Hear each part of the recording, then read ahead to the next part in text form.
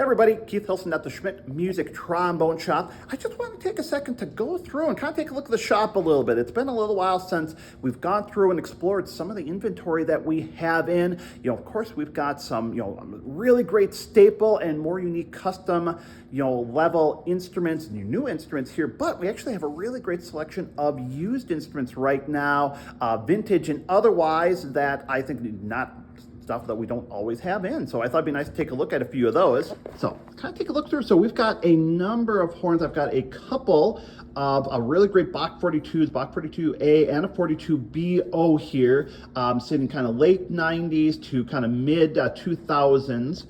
With that, for our con aficionados, I've got a 1967 Elkhart era 88H in right now.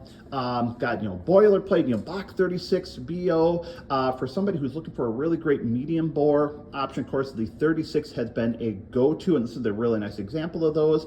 Kind of a unique one here. I've got an early era BAC Elliott Mason artist model here. So these were, so they have the custom models, but then they have the artist models as well here. And this was one of the early artist models. It is a medium to 525 bore. It's a big, hefty, chunky horn. I'm actually going to see if I can grab a video with it here at some point. But obviously we're looking at a bronze bell, bronze outer tubes on the hand slide. It is, again, it's a very hefty horn, but boy, there is a lot of power and projection, this beautiful core to the sound as well. And again, another nice, really 525 option. I've got a really fantastic 1962 King Tempo. So kind of for those in the know, the Tempos were designed as kind of an intermediate level 2B essentially here. So it has a nickel silver bell, a nickel silver neck pipe here, kind of standard hand slide setup. Interesting, a little different from the like the 2B, 3B setup here, all yellow brass outer tubes and yellow brass crook here. It is a really great playing horn. Those are one of those that, again, have kind of flown under the radar a little bit amongst the more vintage small bore tenors, but it is a fantastic playing horn in really, really great condition and price to move as it is. So we've got a really great, vintage Con 32H. It's seen some use, but it's a great playing example of this model here. A really, really beautiful Con 2H, 1929. So the 2H was obviously one of the Con original designs, and it stuck around, well into, the late 20s into the 30s. I've had a couple different models in. This is a really great playing example. I mean, first off, it's in really, really nice condition, but it is a great playing example of this model, just like so many other of the small bores of this time. It plays more open than you would expect it to. So really nice example here. A few oddities. It still has a, the compression fitting on the hand slide receiver there. So a little bit of an interesting, setup on there, but all of that fits really, really nicely. One of my personal favorites, the Yamaha 691. So the 691 was one of the predecessor to the 891 in the Yamaha small bore tenor series. Still a 508 bore here, 3 interchangeable lead pipes. And again, we certainly have a segment of the community who prefer the 691 over the newer 891. And so we've got one of those in right now, and kind of as a Yamaha comparison, we've got a Yamaha 671T Alto trombone as well. So again, really great playing example of this, a different instrument than the 871, 872. I actually just did a video on this horn not that long ago here. So really nice example of this, and again, this horn's in really beautiful condition. We've got some of our staple horns, Con 88H. Of course, we've got our big Miraphone here, the 670 B-flat Contra right now. It's a beast. It's something I do want to grab a video with, and frankly, given how these horns play, I might need to bring in a ringer for this one.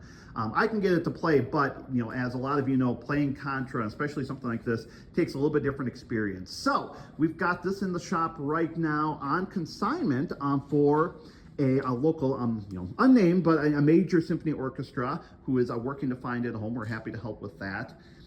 So going through, and obviously then, got a lot of our new horns here. Bass trombones, we are doing really well on our Shires and Eastman models right now. Bass trombones have been moving really well for us, and actually we're waiting on a number of instruments to be coming in from, obviously custom level instruments from Shires. We're waiting on some Getsons. We're waiting on Greenhose and Yamahas. I'd love to get in and have at least another couple of the Yamaha 835 basses on order. So going through a couple of Greenhose tenors right now, both the GC4 models here, standard and tuning in slide.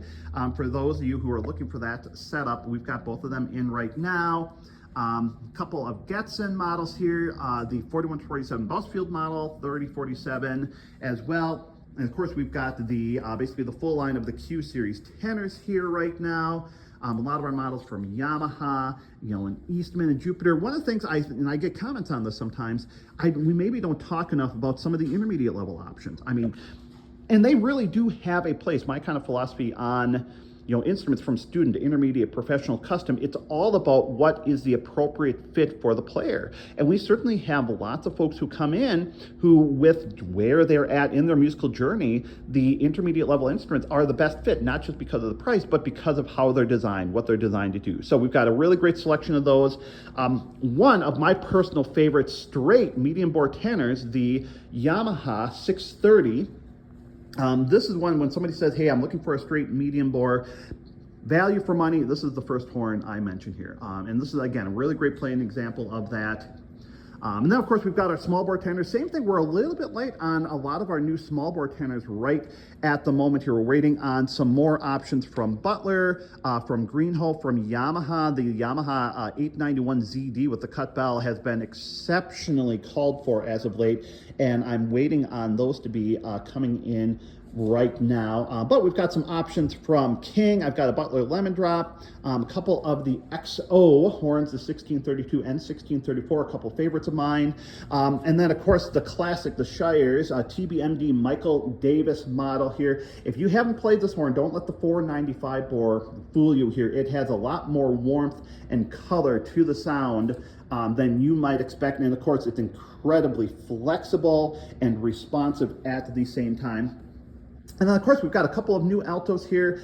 We've got the Q Series Alto, Alessi Alto in right now. These have been a very, very popular model. We've got our Lake City Alto, the ATB 415. Again, the idea with this is really trying to design it as an entry-level alto for somebody who wants to start their alto experience and is not looking at moving into more of a professional custom model. We're trying to provide a really, really great option with that here as well. So, just a little walkthrough of the shop, some of the stuff we've got in right now. So again, we've got some really unique, used pieces, and of course a lot of the standard, boilerplate and more custom level new pieces as well, and still waiting on some more to be coming in as well. So just wanted to show a little bit of what we've got in the shop at the moment. Of course, if you have any questions about any of the trombones on here at all, you can feel free to reach out.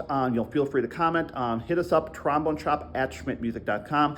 And by the way, we are in the process of doing kind of a complete revamp on our website, schmidtmusic.com right now. You can find us, and obviously we have, a lot of our new inventory. I'm trying to keep our used inventory up to date. I'm a little behind on that, but we are doing a complete revamp to hopefully make that experience much more user-friendly, more navigatable. And so that'll be coming out in the coming months here, so you can keep an eye out for that. But of course, you can keep an eye on the website. Feel free to comment, reach out to us here at the shop. And of course, you can always check us out on Facebook and Instagram. As always, thanks for watching.